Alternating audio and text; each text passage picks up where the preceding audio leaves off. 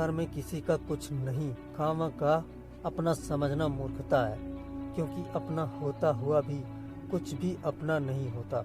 इसलिए हैरानी होती है, घमंड क्यों, किस लिए, किसका? कुछ रुपए दान करने वाला यदि यह कहे कि उसने ऐसा किया है तो उससे बड़ा मूर्ख और कोई नहीं। और ऐसे भी हैं जो हर महीने लाखों का दान करते हैं लेकिन उसका जिक्र तक नहीं करते, ना करने देते हैं। वास्तव में जरूरतमंद और पीड़ित की सहायता ही दान है, पुण्य है। ऐसे व्यक्ति पर सरस्वती की सदा कृपा होती है। पर क्या किया जाए, देवताओं तक को अभिमान हो जाता है और उनके अभिमान को दूर करने के लिए परमात्मा को ही कोई उपाय करना पड़ता है।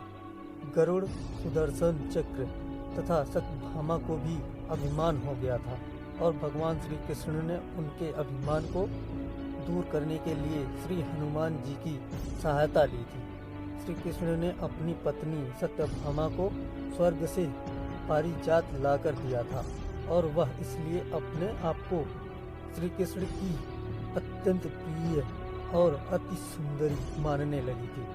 सुदर्शन चक्र को यह अभिमान हो गया था कि उसने इंद्र के वज्र को निष्क्रिय किया था। वह लोकालोल के अंधकार को दूर कर सकता है। भगवान श्री कृष्ण अनंत, उसकी ही सहायता लेते हैं। गरुड़ भगवान श्री कृष्ण का वाहन था। वह समझता है भगवान मेरे बिना कहीं जा ही नहीं सकते, इसलिए कि मेरे गति का कोई मुकाबला नहीं कर सकता। भगवान अपने भक्तों का सदा कल्याण करते हैं, इसलिए उन्होंने हनुमान जी का स्मरण किया। तत्काल हनुमान जी द्वारिका आ गए। जान गए कि श्री कृष्ण ने क्यों बुलाया है। श्री कृष्ण और श्री राम दोनों एक ही हैं। वह यह भी जानते थे, इसलिए सीधे राज दरबार नहीं गए। कुछ कौतुक करने के लिए उद्यान में चले गए। वृक्षों पर लगे फल तोड़ने लगे। कुछ खाए, कुछ फेंक दिए।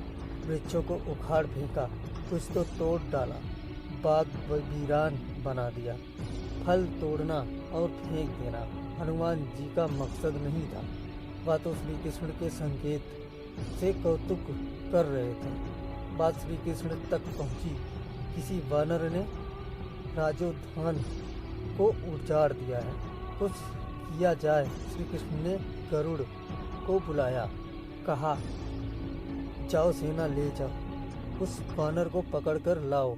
गरुड़ ने कहा प्रभु, एक मामूली वानर को पकड़ने के लिए सेना की क्या जरूरत है, मैं अकेला ही उसे मजा चखा दूंगा। कृष्ण मन ही मन मुस्कुरा दिए, जैसा तुम चाहो, लेकिन उसे रोको। जाकर वैनतेय गए, हनुमान जी को ललकारा, बाग क्यों उजाड़ रहे हो, फल क्यों तोड़ रहे हो, चलो तुम्हें श्री कृष्ण बुला रहे हैं। हनुमान जी ने कहा मैं किसी कृष्ण को नहीं जानता, मैं तो श्री राम का सेवक हूँ, जाओ कह दो मैं नहीं आऊँगा। गरुड़ क्रोधित होकर बोला तुम नहीं चलोगे तो मैं तुम्हें पकड़कर ले जाऊंगा।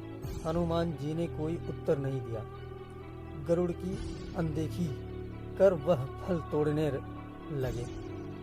गरुड़ को समझाया भी वानर का काम फल तोड़ना और फेंकना है, मैं अपने स्वभाव के अनुसार ही कर रहा हूँ, मेरे काम में दखल ना दो, क्यों झगड़ा मोल लेते हो, जाओ मुझे आराम से फल खाने दो। गरुड़ नहीं माना। तब हनुमान जी ने अपनी पूंछ बढ़ाई और गरुड़ को दबोच लिया। उसका घमंड दूर करने के लिए कभी पूंछ को ढीला कर देते, गरुड़ कुछ सांस लेता और जब कसते तो गरुड़ के मानो प्राण ही निकल रहे हैं। हनुमान जी ने सोचा भगवान का वाहन है, प्रहार भी नहीं कर सकता, लेकिन इसे सबक तो सिखाना ही होगा। पूंछ को एक झटका दिया और गरुड़ को दूर समुद्र में फेंक दिया। बड़ी मुश्किल से वह गरुड़ दरबार में पहुंचा। भगवान को बताया वह कोई साधारण वानर नहीं है, मैं उसे पकड़कर नहीं ला सकता। भगवान मुस्कुरा दिए। सोचा गरुड़ का घमंड तो दूर हो गया, लेकिन अभी इसके वेग के घमंड को चूर करना है। श्री कृष्ण ने कहा, गरुड़ हनुमान श्री राम जी का भक्त है, इसलिए नहीं आया। यदि तुम कहते कि श्री राम ने बुलाया है तो फौरन भागे चले आता। हनुमान अब मलय पर्वत पर चले गए हैं, तुम तेजी से जाओ और उससे कहना श्री राम ने उन्हें बुलाया है। तुम तेज उड़ सकते हो, तुम्हारी गति बहुत है, उसे साथ ही ले आना। गरुड़ वेग से उड़े मलय पर्वत पर पहुँचे।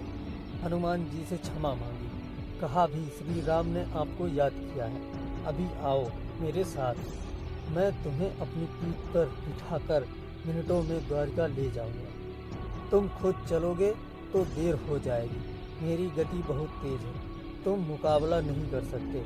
हनुमान जी मुस्कुराए, भगवान की लीला समझ गए। कहा, तुम जाओ, मैं तुम्हारे पीछे ही आ रहा हूँ। द्वारिका में श्री कृष्ण राम रूप धारण कर सत्यभामा को सीता बना सिंहासन पर बैठ गए। सुदर्शन चक्र को आदेश दिया, द्वार पर रहना, कोई बिना आज्ञा अंदर ना आने पाए। श्री कृष्ण समझते थे कि श्री राम का संदेश सुनकर तो हनुमान जी एक पल भी रुक नहीं सके, अभी आते ही होंगे।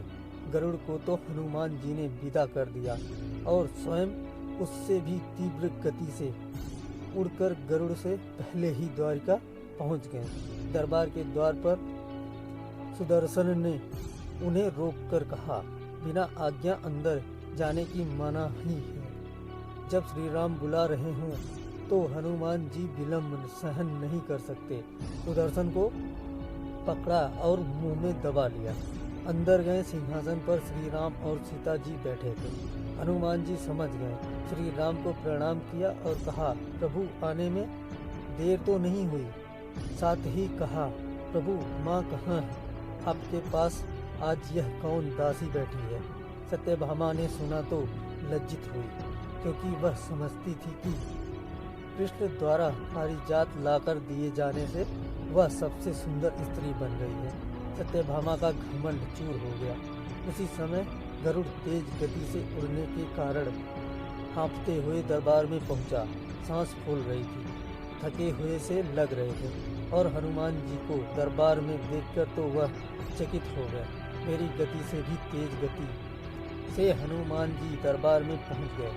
लज्जा से पानी पानी हो गए। गरुड़ के बल का और तेज गति से उड़ने का घमंड चूर हो गया। श्री राम ने पूछा, हनुमान तुम अंदर कैसे आ गए? किसी ने रोका नहीं? रोका था भगवान सुदर्शन ने। मैंने सोचा आपके दर्शनों में विलंब होगा, इसलिए उनसे उलझा नहीं, उसे मैंने अपने मुंह में दबा लिया था।